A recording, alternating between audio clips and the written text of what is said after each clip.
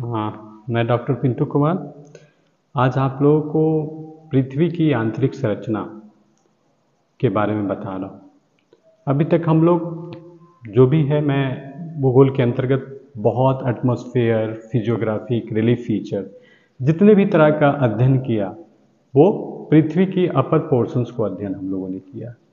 अभी जो मैं आप लोग का क्लास ले रहा हूँ वो पृथ्वी की आंतरिक संरचना के बारे में जानना बहुत जरूरी है।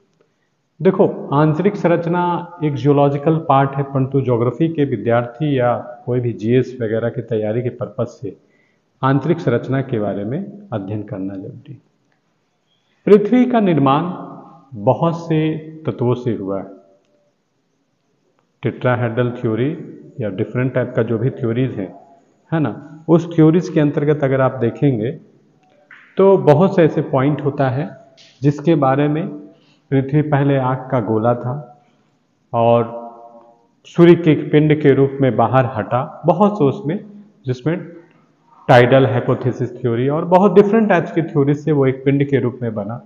धीरे धीरे वो संघनित हुआ ठोस पदार्थ के रूप में, वो उस आग के गोले से ठोस रूप में आया, ठोस रूप के आने के बाद द्रव रूप में आया और इस प्रकार से संघनित होने के उपरांत वर्षों कालांतर मिलियंस और बिलियंस ऑफ ईयर्स में वो एक स्वरूप में आया जो 3/4 भाग हम लोग समुद्र के रूप में देखते हैं और 1/4 भाग कॉन्टिनेंट के रूप में। तो पृथ्वी की जब ये हम बातें करते हैं कि पृथ्वी के एक आग का गोला था, तो अवश्य है कि पृथ्वी की आंतरिक संरचना को समझना बहुत जरूरी है, तभी वो हम किसी चीज की तथ्यात्मक जो पृथ्वी की भूप्रपट्टी के ऊपर होने वाली जो घटनाएं हैं, जिसको हम लोग कहते हैं स्थल का निर्माण होना, पहाड़ों का निर्माण होना, वॉल्केनिक इरप्शंस होना, है ना, जो भी हैजार्ड होते हैं, डिजास्टर होते हैं, बहुत सी घटनाएं होती है ना, उन घटनाओं के बारे में हमें एक समझने का मौका मिलता है। आमतौर पर मैं इस डायग्राम से दिखाया हूं। पहले तो पृथ्वी है, ये अर्थ है आपका। अर्थ एक स्फेरिकल फॉर्म्स में है, एक गोला के पिंड के रूप में है, जिसको है ना वो कहते हैं। इसकी इंटरनल स्ट्रक्चर को अगर हम देखेंगे तो इस वे में प्रयास किया गया है। एक ऊपर का लेयर है जिसको हम लोग क्रस्ट कहते हैं, भूप्रपट्टी कहते हैं। उसके बाद ऊपर लेयर के जस्ट नीचे मेंटल कहते हैं और उसके बाद आउटर कोर और इनर कोर। पृथ्वी के 3 पार्ट में हम लोगों ने डिविजन्स ये किया है आपको समझाने के लिए। ये डिवीजन है जिसको 0 से 770 किलोमीटर की लेयर को क्रस्ट लेयर कहते हैं, 70 से 2900 किलोमीटर की लेयर को मेंटल लेयर कहते हैं, है ना, क्रस्ट, मेंटल, कोर, और 2900 से लेके 6300 या 6400 किलोमीटर तक की लेयर को, यहां से यहां तक को लेयर को आप, है ना, कोर कहते हैं, कोर लेयर कहते हैं। तो इस प्रकार से पृथ्वी का 3 लेयर, क्रस्ट, मेंटल, कोर। कहीं कहीं पर आप लोगों से बहुत से क्वेश्चन पूछा जाता है कि लिथोस्फीयर और एस्थेनोस्फीयर क्या होता है। तो लिथोस्फीयर इस क्रस्ट के नीचे बहुत से छोटा छोटा मेंटल पार्ट होता है, मतलब लिक्विड पार्ट होता है, बहुत ही द्रवित अवस्था में थोड़ा थोड़ा। तो 0 से लेकर वो 70 और 30, आप 30 किलोमीटर मान लें, ये 100 तक के गहराई तक जो मिलता है लेयर, उसको लिथोस्फीयर कहते हैं। 0 से 100 किलोमीटर तक ये अपर क्रस्ट का पोर्शन होता है, जो 70 किलोमीटर तक हमने बताया क्रस्ट का पोर्शन होता है, और अपर मेंटल का कुछ पार्ट होता है। मेंटल से लेके यहां तक की जो दूरी है आपका, इसको कहते हैं एस्थेनोस्फीयर, जो 100 से लेके 700 किलोमीटर तक की है। इसमें शुरुआत में बहुत ठोस प्लास्टिक, जो इलास्टिक जो होते हैं, लिक्विड टाइप का, थोड़ा गाढ़ा लिक्विड, और धीरे धीरे उसके बाद मोल्टेन एंड डिफॉर्म फ्लूइडिटी होती है, इसको एस्थेनोस्फीयर कहते हैं। तो लिथोस्फीयर 100 किलोमीटर तक, और उसके बाद जो होता है 100 से 700 किलोमीटर तक, एस्थेनोस्फीयर कहते हैं। इंटीरियर अर्थ स्ट्रक्चर समझने का, ये पूरा जो पृथ्वी का है, ग्लोब का, जो अंदर की ओर हम जाएंगे जस्ट क्रस्ट के नीचे, उस पोर्शंस को पहले ग्लोब के रूप में दिखाने का प्रयास किया हूँ। उसके बाद इसी पोर्शंस को, जो इसके पोर्शंस हैं, गहराई यहाँ से लेके ऐसे टाइप का जो एक बना है मोह और इस टाइप का, इस पोर्शन को मान लो हमने यहाँ पर स्केच से उतारने का प्रयास किया, उसी पोर्शंस को जो इंटीरियर पोर्शंस है। तो मैंने बताया क्रस्ट है, मेंटल है, कोर है।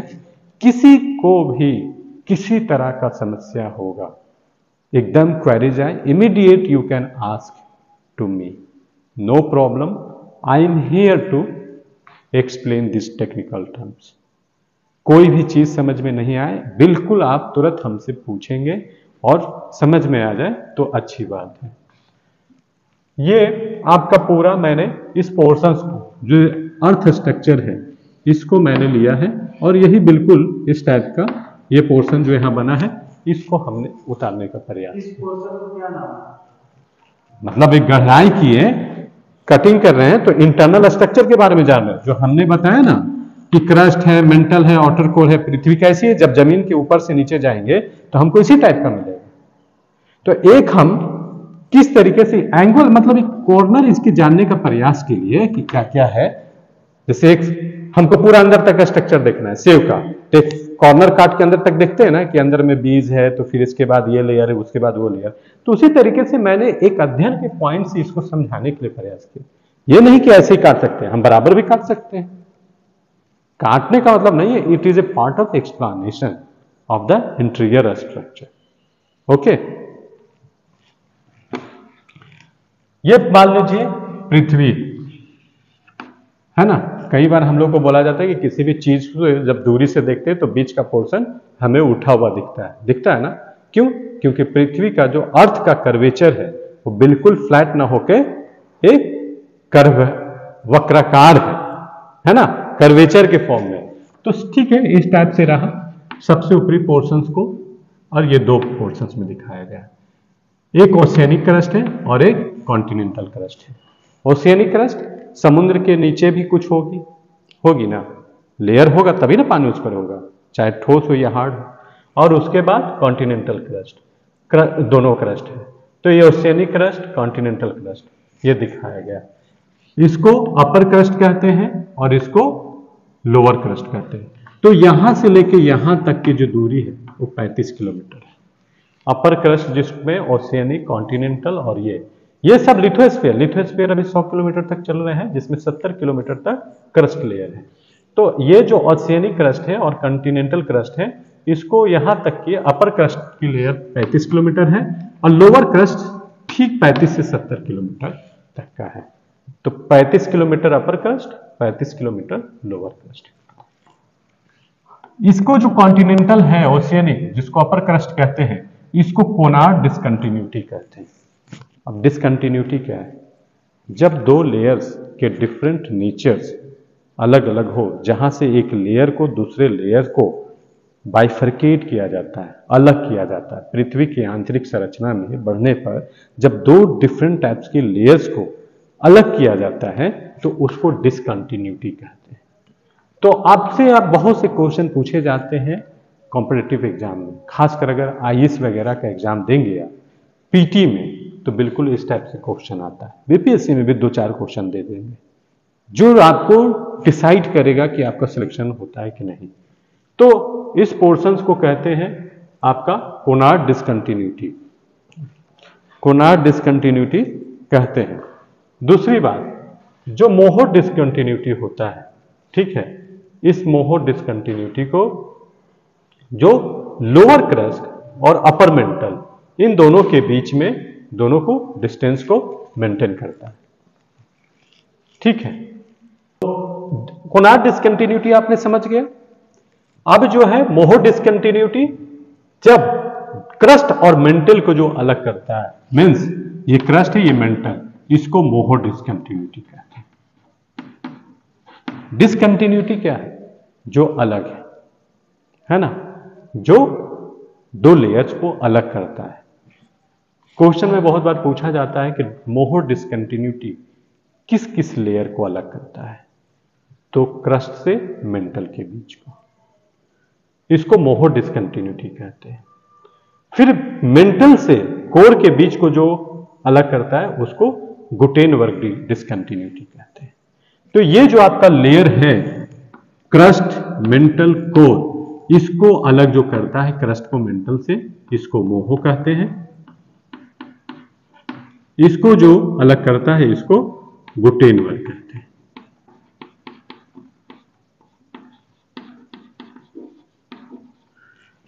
पहले तो फिलहाल ये समझो, पृथ्वी के ऊपरी लेयर क्रस्ट है, क्रस्ट के ऊपर पूरा एटमॉस्फेयर है, ये सब पूरा एटमॉस्फेयर है, जहां पर हम खड़ा है वहां से क्रस्ट शुरू होता है। वहां से होने के बाद ओशियन में जाएंगे तो उससे पानी के नीचे वाले से क्रस्ट शुरू होता है, कॉन्टिनेंट पर ऊपर से होता है, ठीक है। हाँ, ये होता है, इसका माउंटेन्स है ना, ओशियंस, कॉन्टिनेंट जो भी है। और ये अपर क्रस्ट हुआ, लोअर क्रस्ट। क्रस्ट को भी दो पार्ट में बांटे, अपर क्रस्ट जो 35 तक का होता है ना, और 35 से 70 तक का लोअर क्रस्ट कहते हैं। तो पहले क्रस्ट और मेंटल के बीच को अलग करने वाले को मोहो डिस्कंटिन्यूटी कहते हैं, और मेंटल से कोर को। ये तीन बराबर व्यापक डिवीजन हुआ, है ना। अभी तक हम लोग कितना जानते हैं कि पृथ्वी के तीन पार्ट होते हैं आंतरिक बढ़ने पर। क्रस्ट होता है जो पृथ्वी के ऊपर भूपट्टी वगैरह का पार्ट होता है, मेंटल होता है जो थोड़ा सॉलिड और लिक्विड होता है, और कोर जाते हैं जिसमें निकेल और आयरन की प्रधानता होती है। उसमें इतना टेम्परेचर हार्ड होता है कि लोहा से लेके सारे पत्थर किस फॉर्म में है, गर्म लिक्विड के फॉर्म में है, जो यहीं से वॉल्केनिक इरप्शन होता है पृथ्वी के अंदर से। वाटर कैसे रहता है? वाटर तो आपका इसी क्रस्ट में हो गया, 70 और 100 किलोमीटर की दूरी में, जिसको लिथोस्फीयर कहते हैं। बहुत होगा तो आपका स्टेनोस्फीयर तक जाएगा, इतना ही तक रहता है, क्योंकि वो वाटर तो ग्राउंड वाटर रिचार्ज होता है, जो मैंने बताया था water cycle and water resource में। ऊपर से कैसे आता है, वो इनफिल्ट्रेट करता है और धीरे धीरे जाके एक्विफर में जोन में ये होता है। बाकी उसके अंदर जो जाएंगे ये सब जान रहे किलोमीटर में है, 6000 किलोमीटर नीचे, मीटर में नहीं। वाटर तो हमको 100 मीटर पर मिल जाता है। 1 किलोमीटर भी आपका 1 किलोमीटर भी कहां होता है, 100 किलोमीटर कह रहे हैं। वाटर का लेयर तो आपको 100 मीटर 150 मीटर तक में होता है, वो 1 किलोमीटर भी नहीं, आपके इसी पोर्शन में आ जाएगा। तो ये तो हम किलोमीटर की बात कर रहे हैं, और वो वाटर मीटर है 100 सेंटीमीटर। 1 किलोमीटर का भी वो 10वां पार्ट नहीं होता है।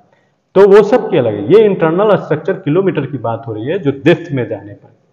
तो इसको कहते कौन, अब देख लो, मोहो डिस्कंटिन्यूटी के पहले दो पोर्शन है, अपर क्रस्ट और लोअर क्रस्ट, इसको कहते हैं कोनार्ड डिस्कंटिन्यूटी, ठीक है, जो अलग करता है।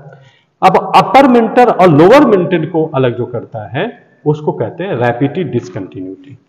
ये सब बहुत डीपली पूछेगा। पहले तो आपसे क्वेश्चन यही पूछ देगा कि मोहो डिस्कंटिन्यूटी या गुटेनबर्ग डिस्कंटिन्यूटी किस किस बीच के लेयर को अलग करता है।